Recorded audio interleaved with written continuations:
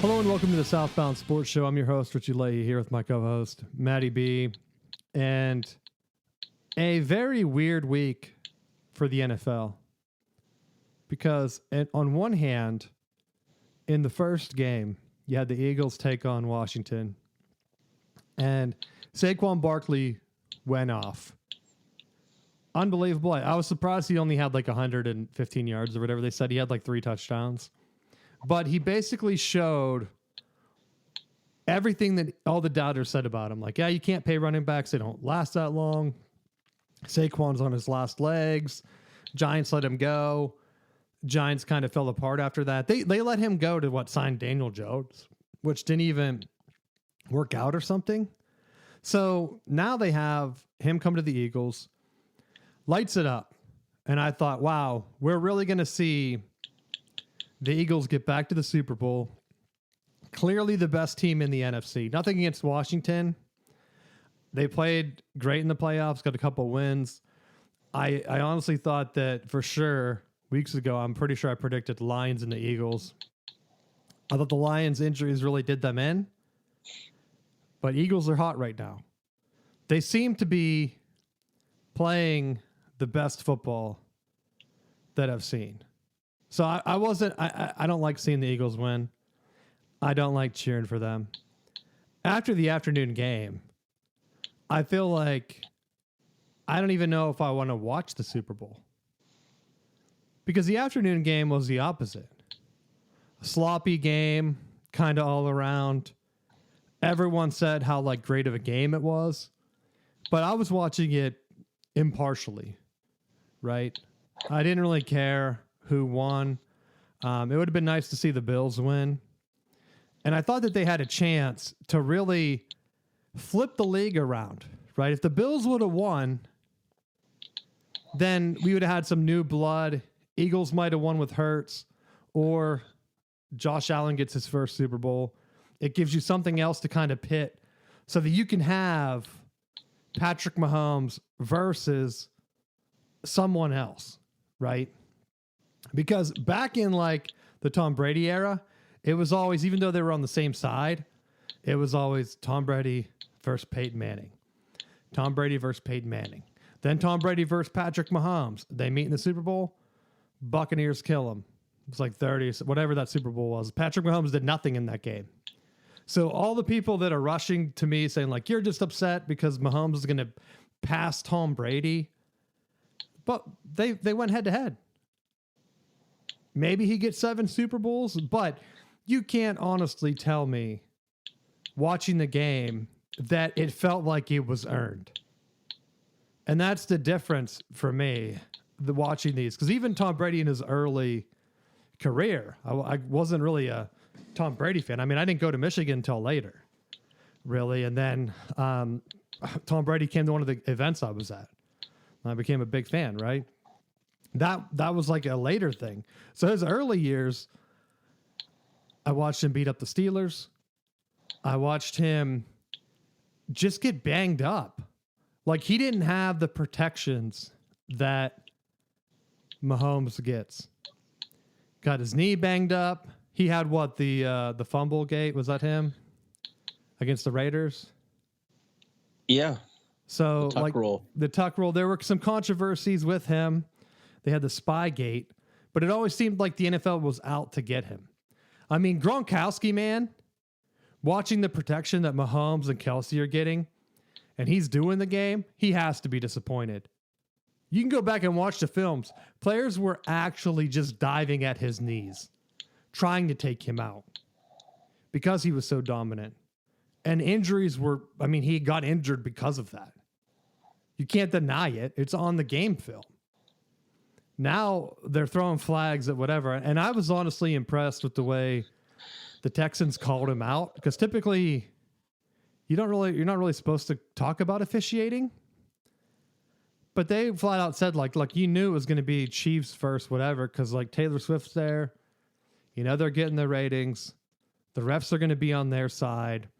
I think having the home field, maybe the refs aren't doing it on purpose, and they're just kind of getting the home field bump. So maybe, hey, blame it on the Bills for choking in the regular season like we talked about a couple weeks ago. Blame it on that. If they would have played in Buffalo, maybe the Bills would have got the benefit of it.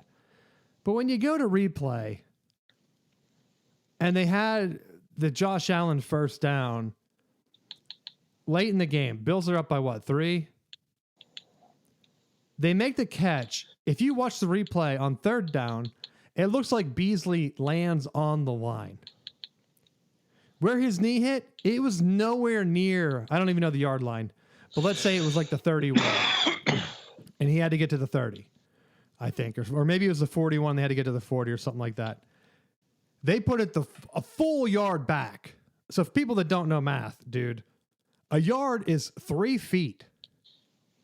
So when he lands on the line and they move it back 3 feet, that's half a person. Like, that's ridiculous. He didn't land on the line. The ball landed on the line.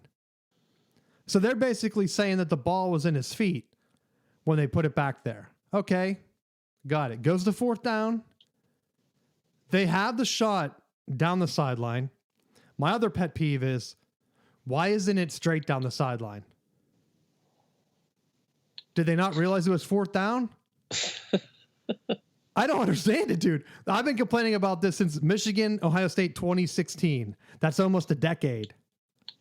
I complain about how they don't have the camera. They had the sky cam. Dude, do a sky cam straight up and down. What the hell? Right?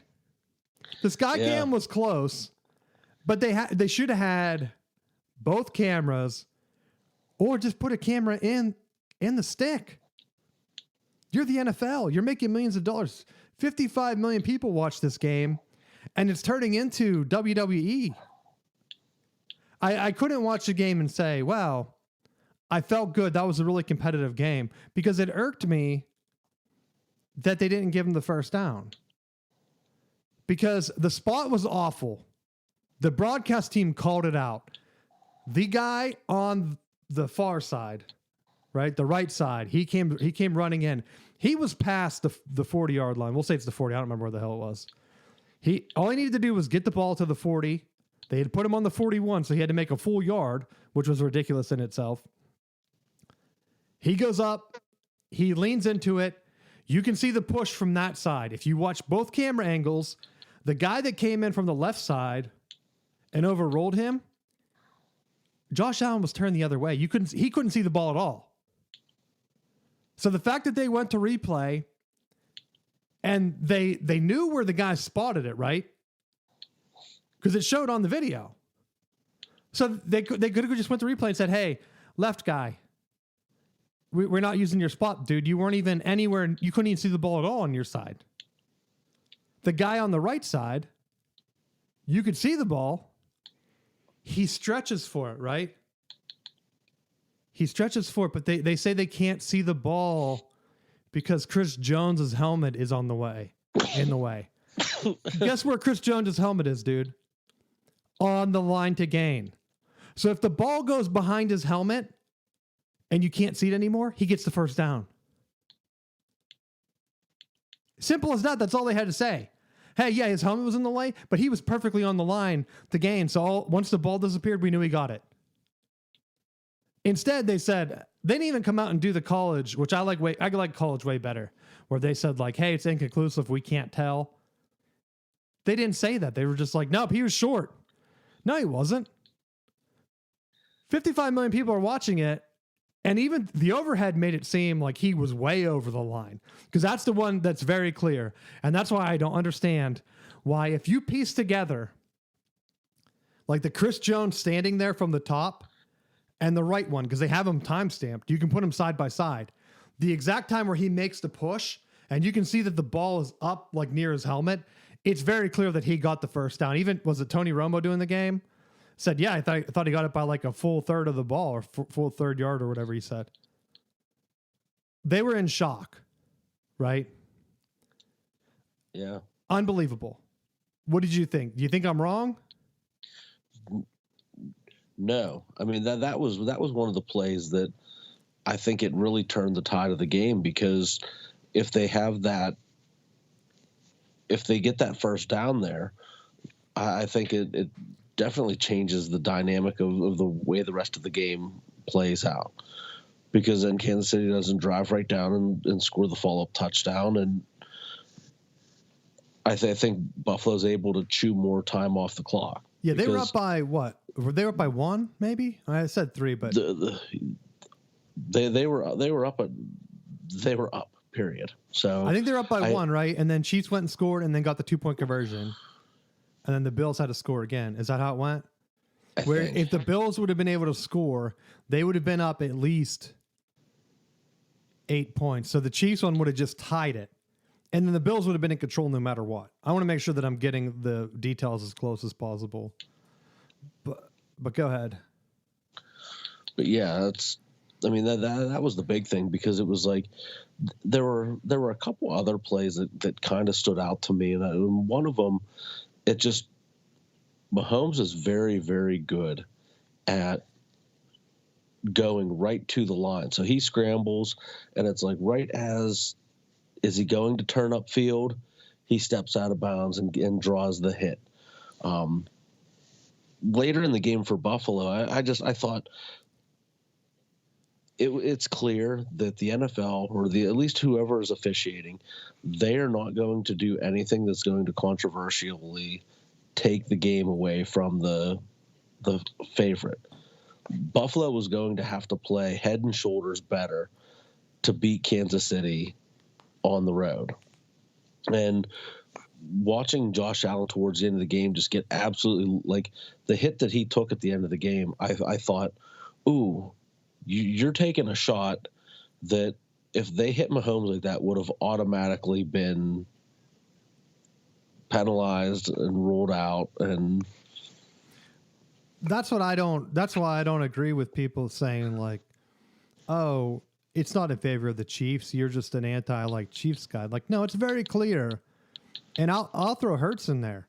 Hurts gets beat up every game because they assume that he's a running quarterback. Mahomes is out there doing his own, like, oh, I'm gonna fake slide. I'm gonna do like my own little jig down here, and like do a fake pass. There was one on that one of the final drives where he faked a pass like 5 yards down, like past the line of scrimmage. The defender doesn't know that. So if he falls for that fake because he doesn't really know where the line is, but then he didn't even touch Mahomes. Like Mahomes kind of like slid down, and I thought if Mahomes would have ran past that guy, what would that guy have done? It was very clear that I can't remember what drive it was, but he was flowing to the right. The linebacker came up, he faked a pass. The linebacker froze, not because the fake pass. It was clearly because he knew that if he hit him, he's getting a roughing the passer call or whatever they would have called it. They would have called it what? Unnecessary roughness? That's what they've been throwing, which is random because once he's a runner, he shouldn't have that at all. They should be able to crush him. But they don't call it fair. Like you said, when Allen's out of the pocket, they're crushing him. There was one of them where I thought he might have like flipped over and got concussed early in the game. And I thought, man, he's not even like trying to run. He's just trying to break through. And they're crushing him. If that was Mahomes, that would have been a flag. Like you can't cause the quarterback to like flip back like that. Yeah. So just call it fair. That's all I want. That's all anybody wants. It's going to be, it's very similar to me. That's what I was telling the guys like this week. Very similar to the NBA now. How when Jordan was in there, it seemed like everybody was out to get Jordan, right? And there was a lot of like very physical play. When LeBron came in, he was been very protected. That's why he's been able to play for a million years, right? You're not even allowed to touch him. And it almost became a joke because they would say like, you got to watch this LeBron guy. He's like the biggest, strongest guy. And then someone like brushes against him and he's flying 5 feet across the field. That's what Mahomes does. And the fact that it took the Texans to call it out and the NFL said that they're going to add a flopping review, basically, for next year, it's absurd. It's absurd that they can't do it right now. Like they can't rush it through. because they don't want to hurt the Chiefs going for a three-peat, because that's what they're going to do. I think that the Eagles are going to be up against horrible officiating, and they really want to see Mahomes get the three-peat, because then they can market him as like, look, this guy won, 4 Super Bowls now, or 3 Super Bowls?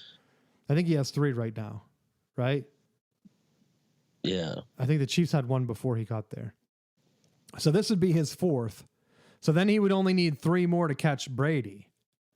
And he's getting up there, like the way he plays, a lot of it is him scrambling around, where if he loses a step, he's going to become Russell Wilson, dude. So his style of play isn't like Tom Brady. Now, maybe he can adjust to be Brady-like, but he moves way better than Tom Brady did. Tom Brady wasn't a mover and shaker. Right? He's very similar in like how Russell Wilson moved around. And nothing against Russ. I mean, he played good for the Steelers this year. But it's clear that he can't make the big-time plays out of the pocket like he used to be able to do. And I think the NFL realizes that with Mahomes, because there's been data, like anytime a guy that moves around a lot, Steve Young comes to mind, you get a couple shots in and you're done. Like early in your career, like you have to win early, and then you kind of just live off name like Russell Wilson has done. Like Tom Brady also took a dive in the middle of his career too, right? And it took a while for him to just learn how to live in the pocket and just start to become like an assassin back there. And maybe Mahomes can do it, but I really think the NFL wants to capitalize on it now. And it's just a shame because like you can't tell me, hey, you got to tune in for this Josh Allen, Patrick Mahomes regular season game, and then when they meet in the playoffs, you take it out of their hands. No one would have said anything if Josh Allen drove them to score on that drive. Like, let's say they give him the correct call. He gets the first down. They drive and score a touchdown. They go up 8. We already know the next drive, Mahomes gets the ball, scores, and gets a 2-point conversion. So it would have been tied. Put it in his hands. If he loses on his own merit, like we see quarterbacks do all the time, then that's okay. But he didn't even get a chance, right? He didn't get the ball back. Yeah. Did he? No, they got that 1 first down, right? So because they went down, I mean, I guess he had a chance and then they didn't get whatever. And did they punt? I can't remember how it went. But they needed to stop and they couldn't get it. But then it wouldn't have mattered. He would have had a chance instead of Mahomes dancing around, throwing to running backs in the flat and then celebrating like a champ. It was over the top for me. It wasn't a heavyweight battle. And like I said, I've been following the officiating Harbaugh, the officiating against him in the Big Ten in college going back 10 years or 8 years now, whatever many years he was there. It's kind of stuck with me. And I hate to see that come to the NFL. I know the NFL's always been over the top, and it seems like they favor certain teams in certain spots. But come on, this is getting ridiculous. The players and everybody, fans from all of their teams, like they don't want to watch it, but the ratings are so good, I don't know why. Will the ratings fall? We'll see, but I'll say that it killed all hype I had for the Super Bowl. Super Bowl will probably be through the roof, though. Who knows? I think people just want to see at this point if the Eagles can win the rematch. I mean, the Eagles could have won last time. Wasn't there like some shady pass interference? Was that the Smith-Schuster like pass interference or whatever they did? I'm pretty sure a penalty helped them beat the Eagles last time. So I hope Saquon runs wild. The Chiefs' defense doesn't seem to be as good. And the Eagles' defense does seem to be good. But again, it's Mahomes, and when you're getting 15-yard penalties, that helps your drive immensely. I don't know. I kind of lost all hope. It's like a depression where it's like normally I'd have been excited, like, hey, let's watch some football, get ready for the Super Bowl. Like, nah, I'm kind of sportsed out now. Because I see the same thing in college. Like, I try to watch college basketball. It's the same BS you see there. Oh, if it's the home team, they're going to get a million calls. And then it's weird. And it's very clear.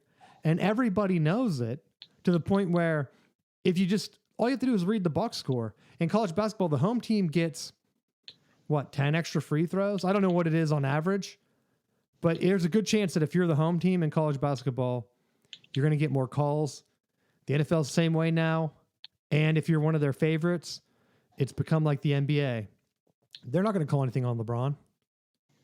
I mean, LeBron could have just tackled people in the finals if he needed to, and they probably wouldn't have called it on him. That's like what Mahomes could do. He could fake a knee and then run for a 100-yard touchdown, and he'd be laughing. People would just be, oh, okay. We expected that. That's why those are the plays that stood out to me. And it's just a shame. I mean, Beasley should have caught the pass on the Hail Mary attempt by Allen. The one before they didn't get it back. That's what happened, right? They went for it on fourth.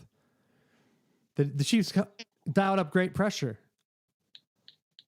It would have been so much better if they never would have stopped that fourth down. And let's say that fourth down pass from Allen was to win the game. And then Mahomes gets a chance to come back and then kick a game-winning field goal. Everyone would have been talking about that game.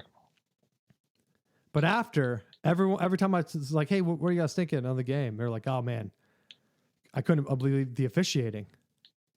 And that's a bad sign for the NFL. I don't care that the game broke records outside of the Super Bowl. It had like 55 million people I saw. Awesome. But there's going to be a tipping point like the NBA, right? Once people start to see that it's staged, I've already talked to Steeler fans. They're going out. Like they're already annoyed that the games were on Amazon Prime. All it's going to take is a couple more like games like this. And those casual fans just aren't going to watch. They're not going to care. Because up until this point, it's been like a city thing. Like, yo, you can get your city to win a Super Bowl. We're all like a family. Everyone loves like the Steelers. Or everyone loves in the Philly side like the Eagles. We can come together. They're playing Rocky theme music, right? It's a citywide thing. More so than what the NBA has become. And maybe that's why the NFL will have some staying power. But I don't know, man. I'm losing some of my hype for both the NFL and the college game. The college game, I think, is just because of some greedy decisions they made. But the NFL, they can easily fix the officiating. They're in charge. Don't do reviews, because the review of the slide, they're not going to change the call. They're just going to end up doing exactly what this past one does. Like, yeah, well, we didn't give you the fourth down, like, right? Overturned. And I mean, it haunts college too. I still remember the Michigan TCU game. Michigan was down.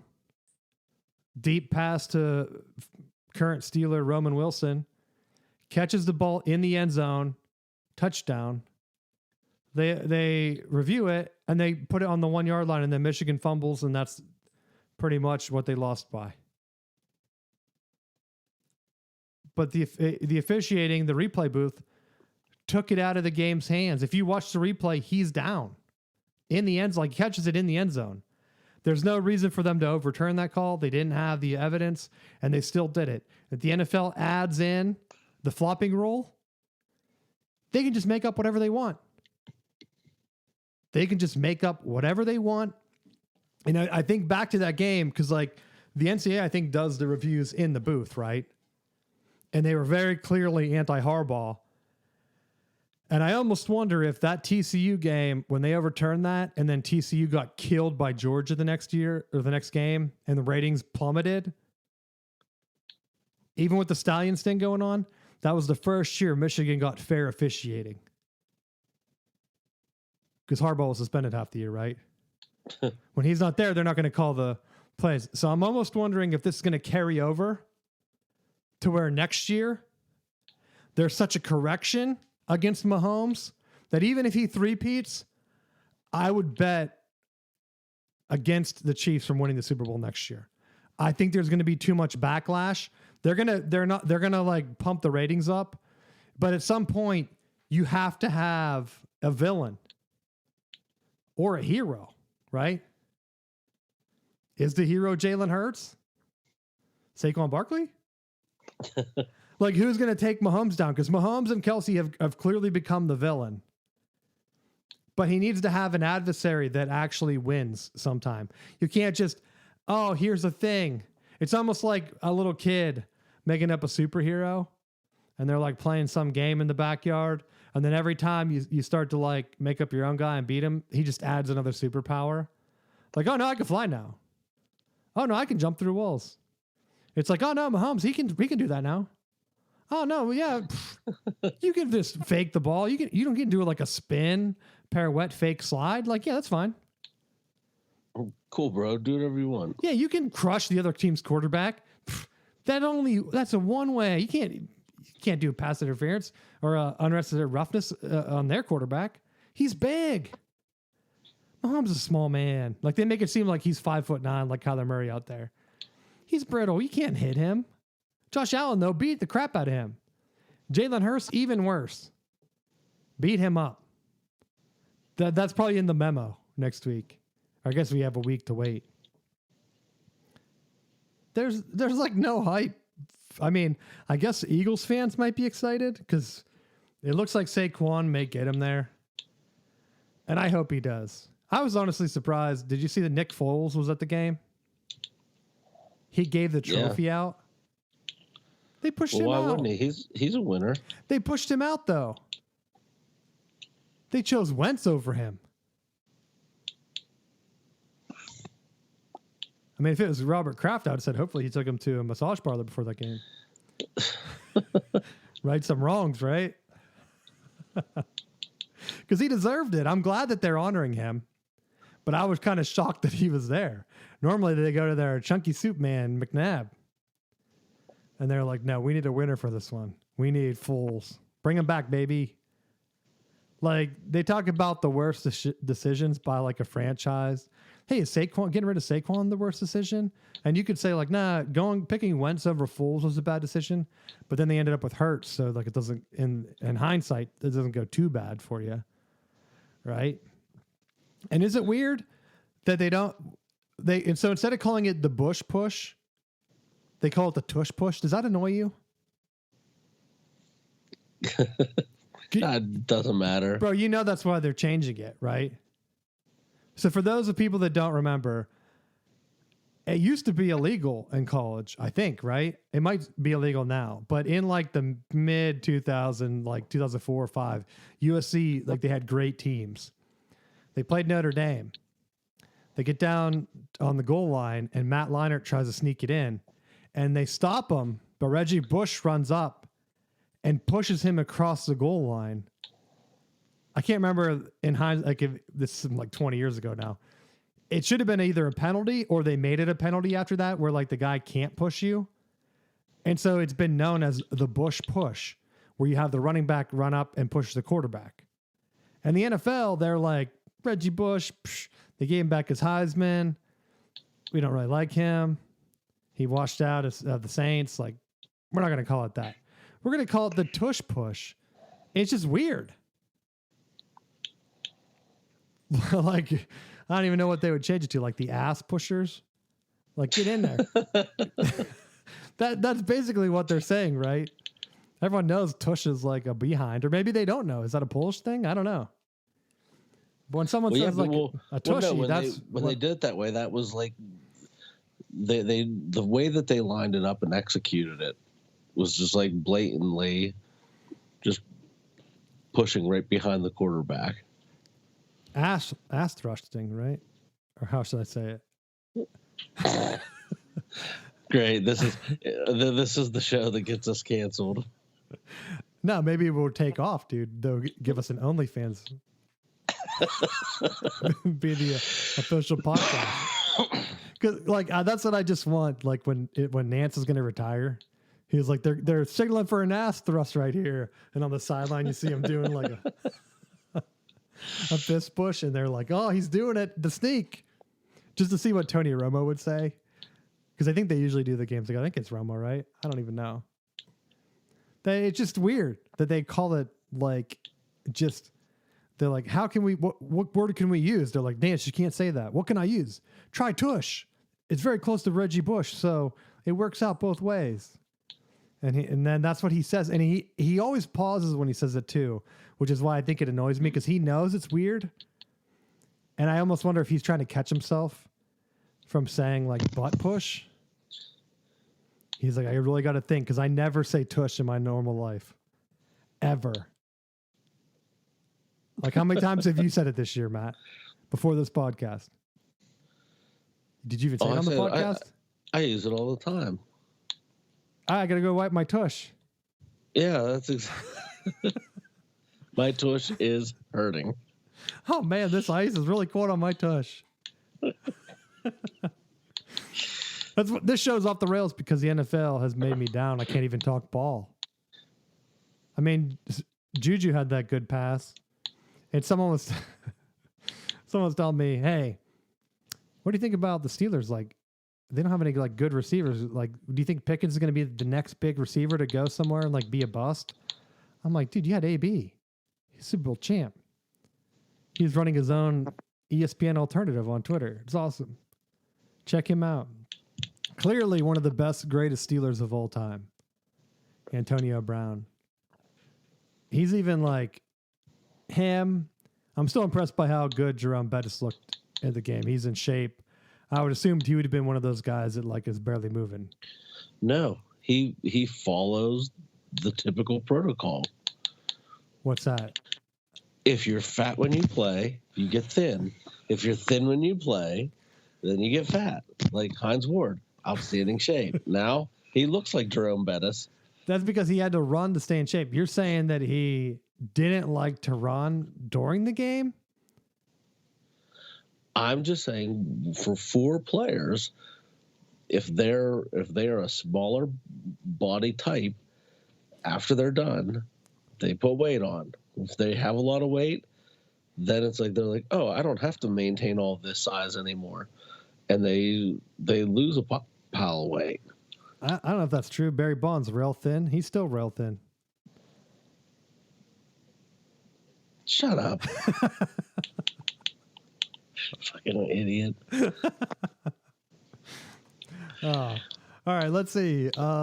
Any other game stuff you want to talk about for the NFL?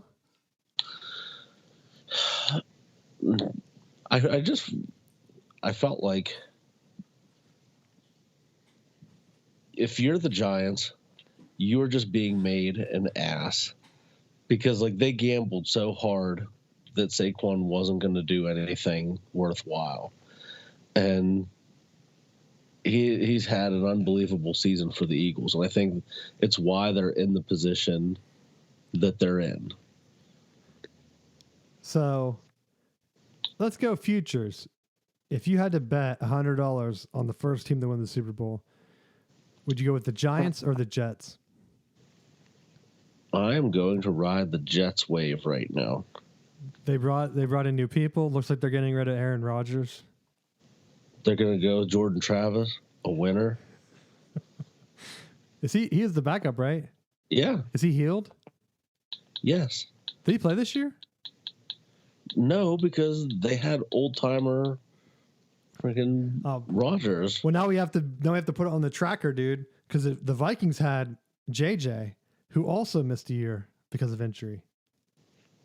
So who do you think is going to be the better quarterback next year? That gives us something to talk about. Jets and Vikings, 2 teams that everyone loves that we can talk about. I feel like people be tuning in. Remember whenever we talked about John Gruden so much that someone was so angry they got him fired? Yeah, and then you know what happened? He's on Barstool right now, like just living his best life. They were talking about some team. They never really came out and said who it was. Some team asked to get him cleared to come back to coach. I believe it. Who are the opening positions left? Are there even any open positions left? Did the Colts hire? Ooh. 6 candidates for one last head coaching job. So it looks like the Saints are the last one. Oh wait, now this is saying what's the date? I wish they just had head coaching tracker. Maybe if I type in like a tracker, they'll have it. Let's see. Hirings, blah blah blah. Who did you ask about the Colts? Yeah. I don't even see him on here. Let's do a search. Fox makes their website like so long. It's like, why? Because you have recap for NFL briefings. Like, no one's reading that. They're hiring Louis Amramo as their DC. Who's their head coach? Did they even fire their guy? I thought they fired him. We had 6 teams, and now I can't remember. The Jags signed Cohen. Shane Stitchen. Well, see, that's the next thing I was going to talk about. It's been really weird because the Saints are the only team that's open left, and by all accounts, it seemed like Ryan Day was ready to leave Ohio State. Right? Remember last week, I said that I had someone tell me that it seemed like Ryan Day was kind of pulling the Harbaugh move where he was telling his staff like to move on. Penn State went in and hired Jim Knowles, the defensive coordinator. Right? Did that go through? Yes. They went all in. They're like, you know what? Ohio State, they spent money and won, so we're going to do the same. But I told you, keep an eye on Penn State this year because they have the key pieces coming back. Like when Quinn Ewers left Texas, I know he wasn't going to play there again next year. They're trying to bring in Arch. Arch doesn't have the experience. He could play lights out and win a national championship. Awesome. But we don't know if he can last an entire season. Like I think he was concussed in that final game against Ohio State. But Penn State hiring Jim Knowles is like having your house where like your front door's falling off and you're like, you know what I need? I need to change the counters in my kitchen. Like, bro, don't you have marble counters? Like, yeah, I do, but I don't like the color. It's like, you should fix a door. Nah, I'll get back to that. Who cares? No one comes up to the door anyway. Like they already have a solid foundation in there. Right? They have a great defense. That's like their number one thing. They need the main scoring offense. I mean, they could have beat Notre Dame. I don't know how they looked at that game and said, I mean, maybe they thought the defense was the issue, right? I mean, I guess Notre Dame did put up all those points, but their guy fell down. That's a fluke. If they would have played, I don't even think they should have played for overtime. I like what they were doing. I just think a kid made a mistake, and that's what's fun about college football, where it's like it's the opposite of the NFL. It's not fun watching Patrick Mahomes just be a jerk out there, and then the refs bail him out. Like what's fun about that? Right, in college, you can casually watch Penn State, Notre Dame, and you're kind of like, I don't want to cheer for either of these teams, but this is a great game. Has everything. Drama, dudes falling down, catching deep passes, and then a guy throws a horrible interception, and you're like, man, this kid, I feel so bad for him. And it's just insane. So, like, I don't know what to believe, because then there were rumors that Chip Kelly, he might be looking elsewhere, but he's great friends with Ryan Day, and so there seemed to be a push that they might be going to the NFL together. And I was thinking, like, how is Chip Kelly and Ryan Day good friends? And they referenced like something where they were coached together on the Eagles like 8 years ago for like one year. Like, I guess Ryan Day was on Chip Kelly's Eagles staff, which I didn't know. Could you imagine he hires you and then you're like, I'll hire my old mentor. But they finally, like, Chip Kelly finally won, right? I don't think he's ever won anything. No. So, I mean, why not just say, like, hey, I had a lot of fun. I don't have the responsibility of being head coach. Ryan Day, like, the rumors of him leaving I just assumed NFL. I don't think he makes a move. And I know I talked too much about Harbaugh on this show because I was bringing up the officiating thing earlier. But like last year when he left Michigan, was it around this time of year? Like weren't the Chargers like one of the last two jobs? It was like them and Washington. Because I've been like, man, he should have went to the NFC. You don't have to play Mahomes next year. And it could have worked out. I mean, he could still, I mean, with the Chargers, that division's crazy now. Because isn't that division Andy Reid, Jim Harbaugh, Sean Payton, and then who else was the other one that they hired? I think I texted to you. Pete Carroll. Oh, yeah, Pete Carroll, the Raiders, which we didn't even talk about, dude. I forgot about that. I know he's old, but I'm interested to see what he does there, especially with quarterback. Who's even their quarterback? Aiden O'Connell? They have to bring someone in, right? They need a guy that can run the ball a little bit. They need Jameis Winston. Don't play with my heart. You'd buy 3 jerseys immediately and wouldn't take it off for a week like me. One to frame, one to wear, and one to save. I would really want him to sign with the Steelers. Yeah, but that's a weird thing. You told me you want him to sign with the Steelers so you can go to training camp and touch him. That's so stupid. You're an idiot. That's like, you know how ridiculous that would be? Let me touch you. Let me feel your power. Like you just have a bucket of crab legs. You're like trying to bait him over. Sign my bucket. Sign my bucket. You laugh now, but next summer, if he does sign with the Steelers and I get a picture of you with your arm around him, I'm just going to crack up, dude. I'll be dying. You might be disappointed, though. Remember when I always talk about how I met Hines Ward at training camp and I thought you'd be bigger. And then he took that to heart, dude. He's been bulking up ever since. Yeah, that son of a bitch. No days off. He's been catching strays from me, Antonio Brown. It's been a rough week for him. You even brought it up earlier, dude. You used him as an example. All right. Any other NFL stuff you want to talk about? No. I want to get back to my college thing real quick because I try to save time for this.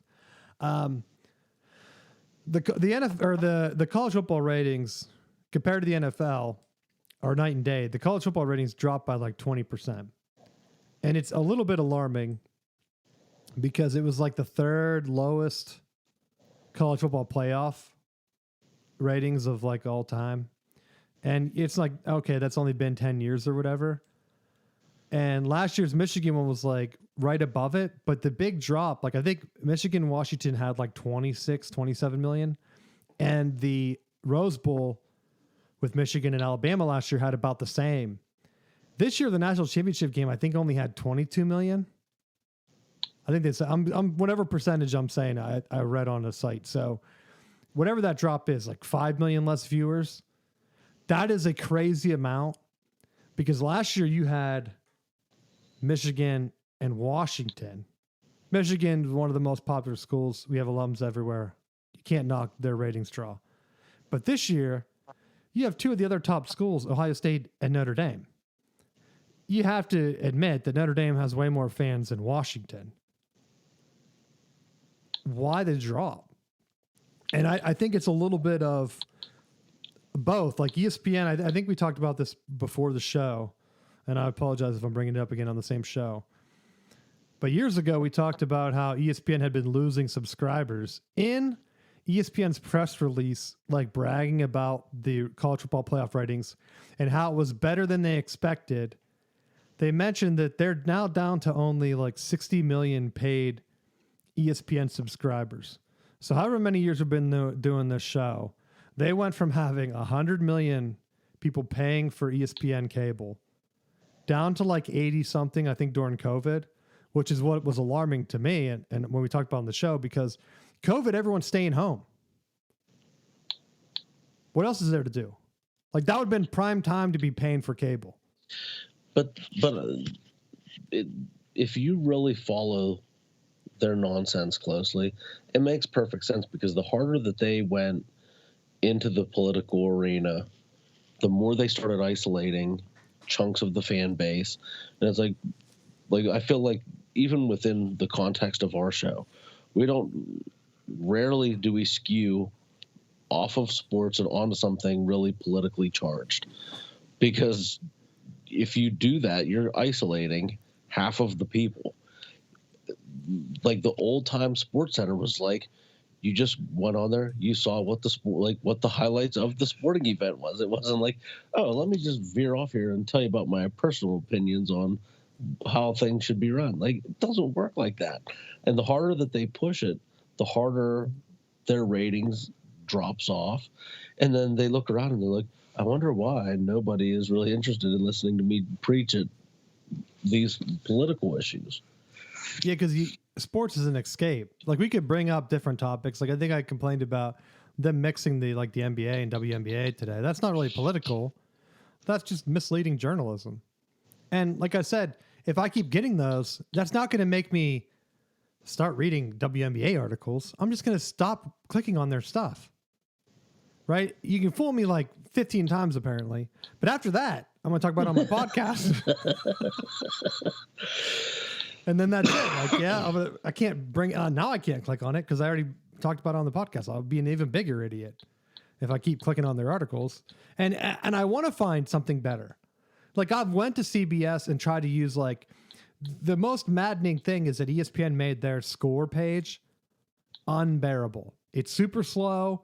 It's like dynamic. If I have it up on my computer, constantly like refreshes for some reason. I try to use CBS's. Theirs are like so far behind that if I'm casually watching the game, I can't even use it. Like it barely works. And I try to use Fox. Theirs is so awful. I can't even find the games. I just need an alternative where I can just look at the scores. That's the only reason I go to ESPN anyway. Hey, what's the schedule?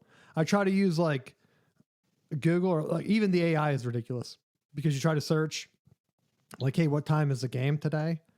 And they're like, hey, we found a soccer game in India. I'm like, bro, are you serious? And then I had to be specific. Like, hey, what time does Philadelphia play today? And they're like, there are 3 Philadelphia teams playing today. Blah, blah, blah. And I'm like, you know who I'm asking about, dude. The Eagles. What are you talking about?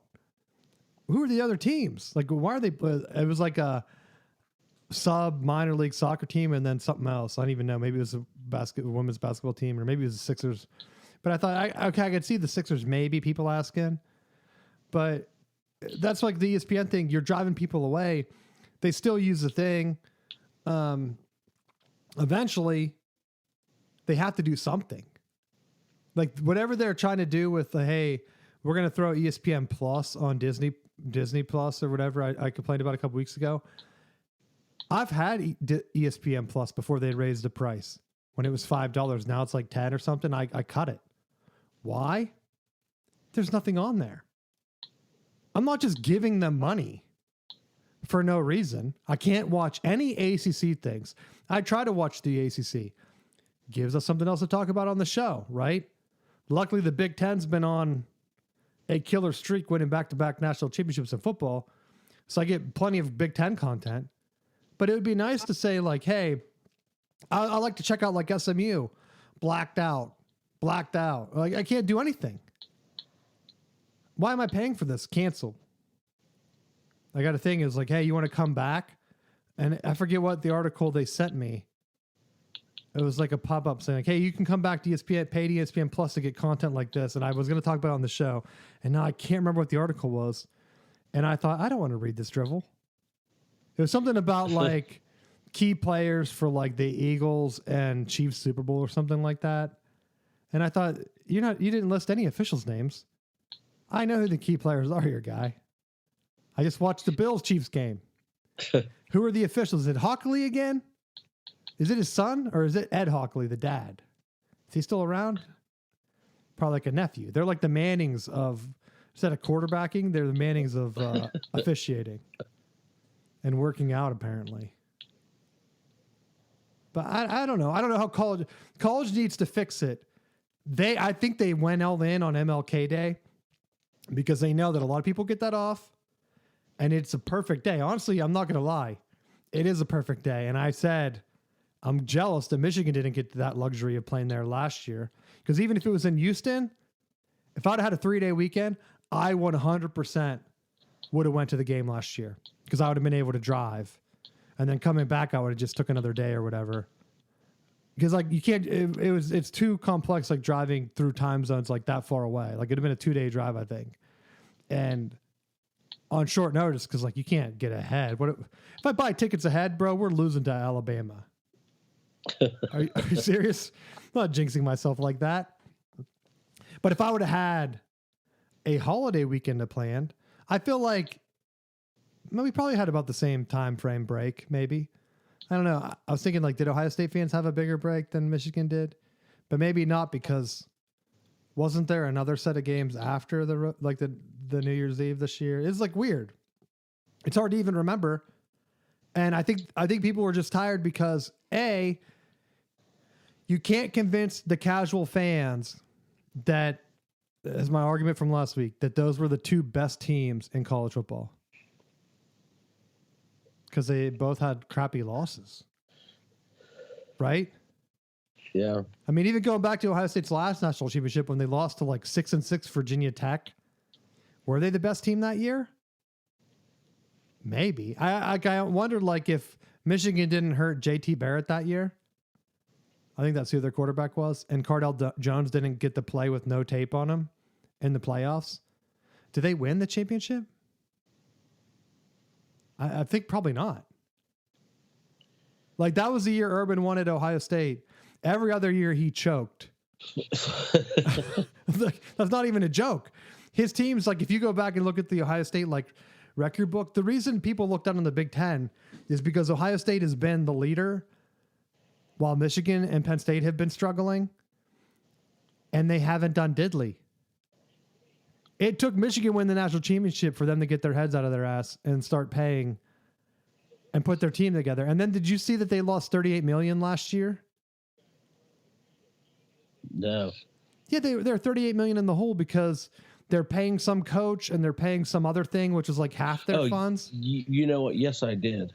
Yes, I did see that because I thought, well, they'll probably make that up with their national championship run. Yeah, that's exactly what they needed. But then they lose Knowles, and so now they have to pay. Like, are they going to be able to get a DC for cheaper, or did that contract reset? Because I think Michigan's contract with Wink Martindale was one of the highest, if not the highest, defensive coordinator, and it was like $2 million a year. Knowles signed for Penn State, I think, for like $3.5 million, and those are just ballpark numbers. So I don't know the exact numbers if I'm wrong, but that's like a gigantic jump, right? And Michigan had a great defense. I mean, they beat Ohio State. Knowles has never beat Ohio State. Or never beat Michigan, I mean. But I think it's funny that Penn State went and got Knowles because I felt like it was, on paper, it makes sense to them. But to me, the issue with Penn State's never been their defense. Because they had Diaz there that was running the defense, and it was sound. Yeah, every guy they get is good. All of their defenses relatively recently have played well. The issue is that they have the most god awful offense. It's like he just keeps his Vanderbilt offense. Like, well, I guess the only way we're going to win this game is we just throw the ball up as far as we can. Like, and then he's shocked whenever like it doesn't work.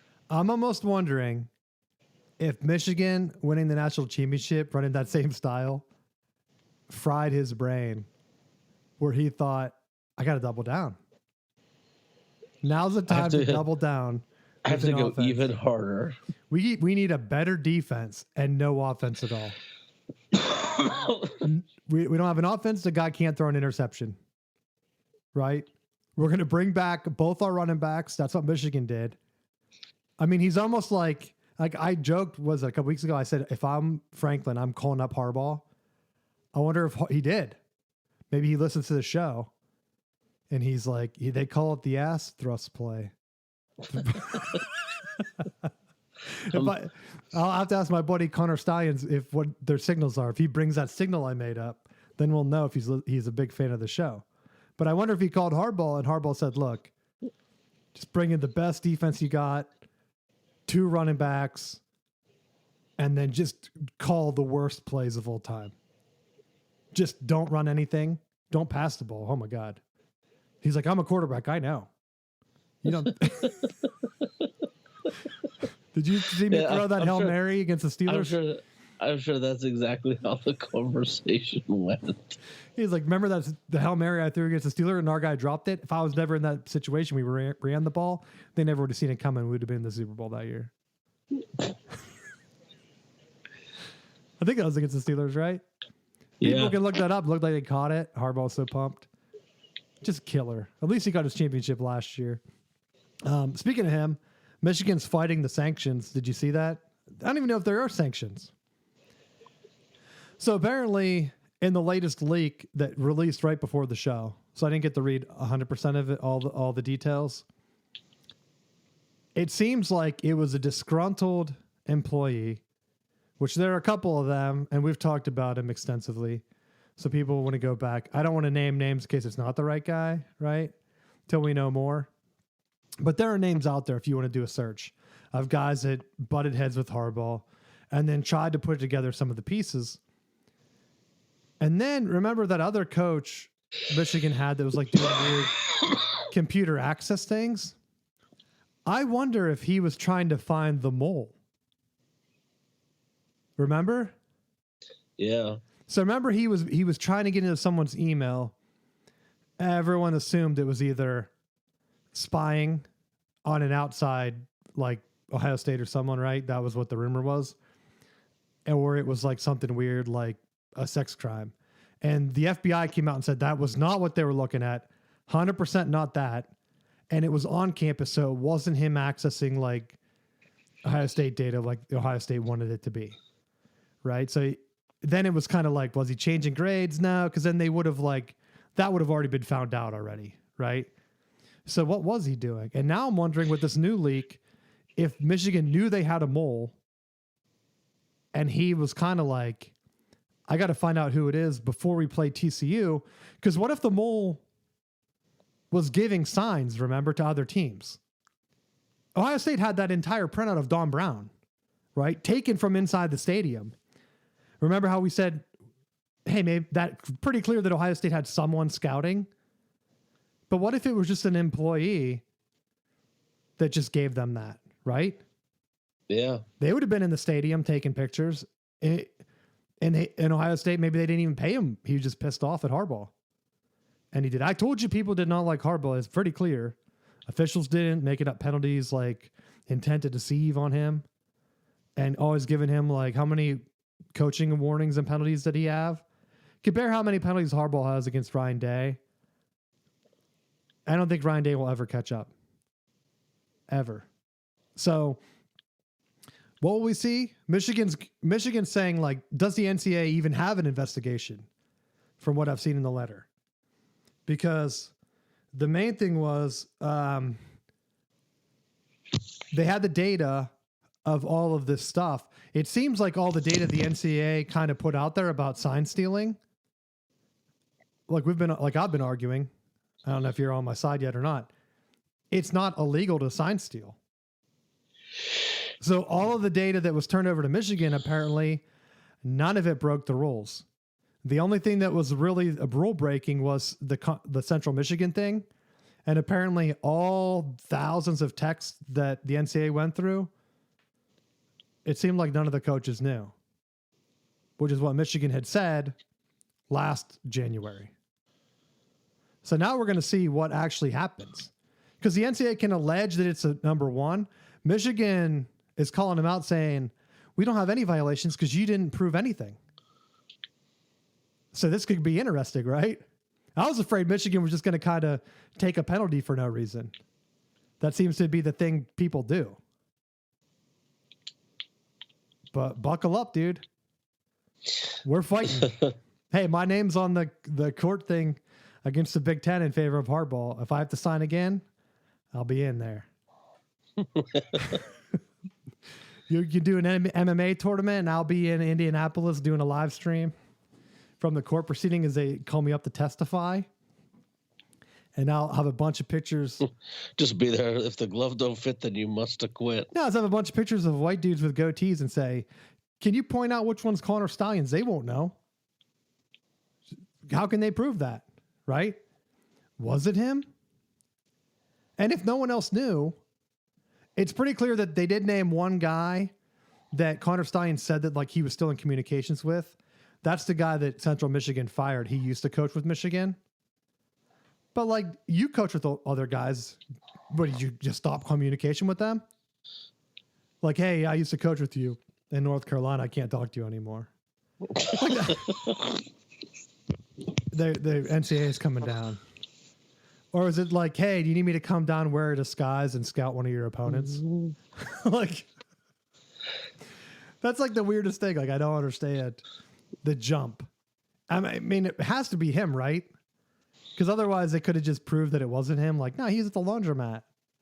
He's doing vacuum refurbishing on his side. Remember? What's he doing? So I don't know. I'm not worried about it either way because, again, I don't care. I think the drama with Michigan is what the NCAA needs right now for football ratings because the championship game didn't deliver. Although I do think it's funny that Ohio State was putting out ads. I don't know if it was the official one or whatever, but I saw an ad on Twitter. It was like, hey, we beat the world. Remember Michigan's like Michigan versus everyone last year? And Ohio State has their version like Ohio State versus the world. And so Michigan went undefeated. They made shirts that said Michigan beat everybody. And then it had the schedule on the back. Ohio State made the same shirt. Ohio State beat the world, but on the back, they have the Michigan score. It's an L. So you didn't beat the world. You didn't even beat the Big Ten, buddy. And then they put true champions, no asterisks. No asterisks. What are you talking about? You would think losing 4 in a row would stop the asterisk nonsense. Because Connor Steins didn't even coach in the playoffs. He's that good that he had Saban signals. And you know what's funny? If you read through some of the texts, remember how they said Sharon Moore deleted texts? And they gave his phone to recover them. They had some of them in there, dude, and they're pretty funny. Connor Steins is like, Nebraska's offense is so basic, they're screwed. and then they asked Sharon, like, hey, do you think we should change signals before the Ohio State game? He said, nah, we good. Didn't even care. If anything, that Ohio State fans reading that, they have to be just like insanely upset. Connor Steins has recommended that Sharon Moore change his signals before the game last year. He's the acting head coach. He's like so confident that he's like, nah, we good. We got him. That's why he's 2-0 against him. 2-0 against him in Ryan Day's head. So how is that an asterisk? He said in the NCAA official text that he didn't change the signs. Didn't need to. Their stuff is basic. They run crossing routes to Jeremiah Smith all day. Even Texas stopped that. He only had 3 yards against them. Notre Dame though, nah. Oregon, they didn't stop it. That's like my last thing before we wrap up. I don't even know how long we went.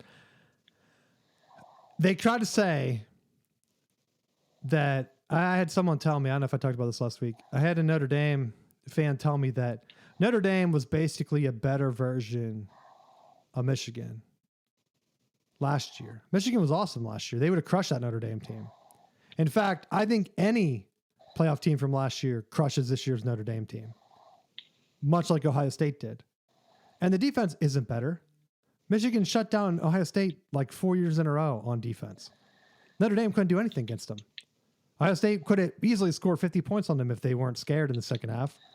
So that's false. Plus, Michigan never came close to losing to Northern Illinois.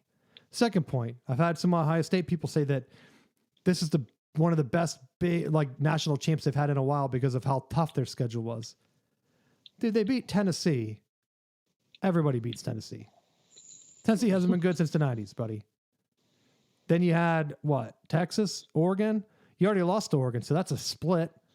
Texas hasn't won anything since Vince Young. And then you beat Notre Dame. Hasn't won anything since the 80s. That's like going through the retirement home, like Jake Paul picking fights. That's what Ohio State did. Michigan went through Ohio State, then Bama. Iowa was in there too. I skipped them. I think it was Ohio State, Iowa, Bama, and then an undefeated Washington. 2 conference champs, and then a division champ. Ohio State wasn't even division champ. Who else was in there? They beat Oregon was a conference champ. Texas was a division champ. Tennessee wasn't shit. They're basically worse than Iowa.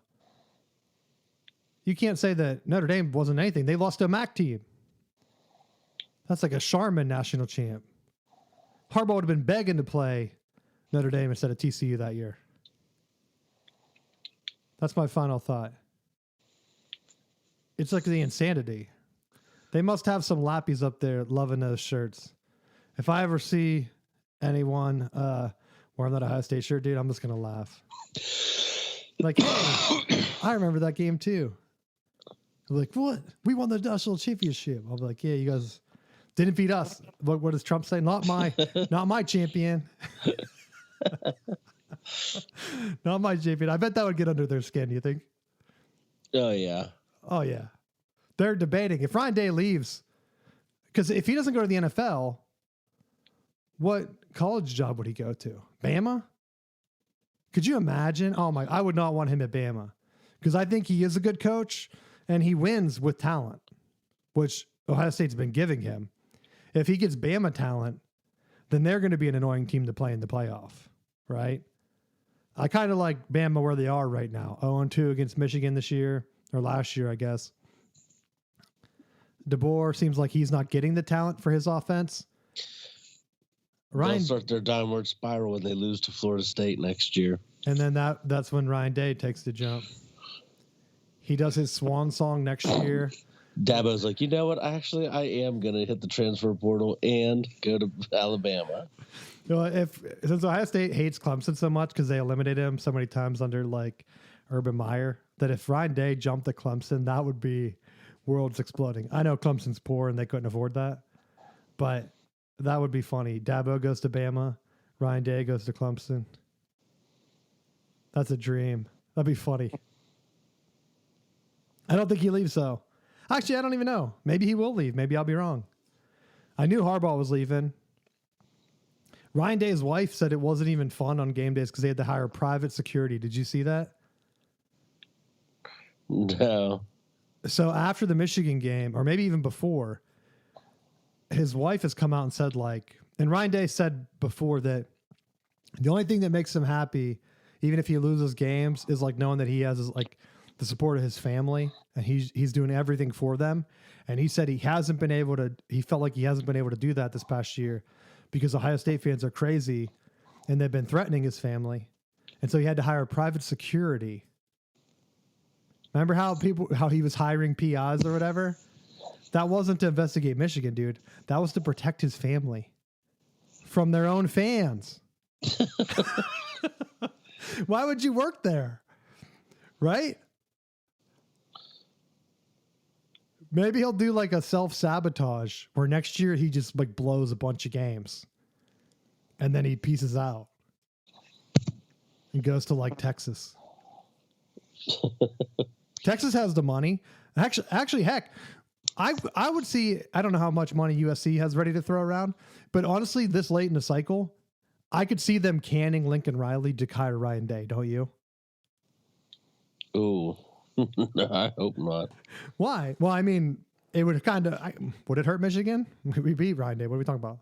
Sherrone Moore doesn't even want to change his sign, so I don't think it matters either way. I don't know. This late in the cycle, this is what really killed Michigan this year.